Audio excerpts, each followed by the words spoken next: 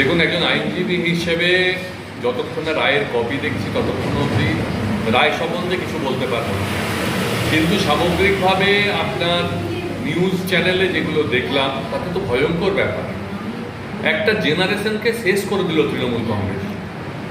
বহু ছেলে মেয়ে যারা চাকরি পাওয়ার যোগ্যতা ছিল, চাকরি পায়নি, তারা ফুটপাতে বসে হাজার দিনের উপরে বসে আছে।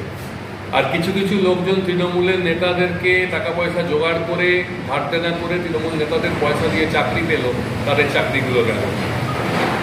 এখন তৃণমূলের উচিত গলায় গামছা দিয়ে সমস্ত টাকা অবিলম্বে ফেরত করা এবং মুখ্যমন্ত্রী পদত্যাগ করা উচিত। একটা জেনারেশনকে শেষ করে দেওয়ার জন্য যথেষ্ট।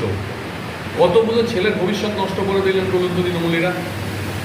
এটা মানুষকেও বিচার করতে হবে যে একটা দিনের জন্য এই সরকারকে রাখা উচিত নয়। আগামী দিনে আগামী লোকসভা ভোটে সমস্ত ভোট কাজ করা উচিত তৃণমূলের বিরুদ্ধে, যারা জেনারেশনগুলোকে নষ্ট করে দিচ্ছেন, সাধারণ ছাত্রছাত্রীদের ভবিষ্যৎগুলো নষ্ট করে দিচ্ছেন। আসন্ন লোকসভা নির্বাচনে রাজ্যের প্রতিটি প্রান্তে বামফ্রন্ট প্রার্থীদের জয়ী করুন।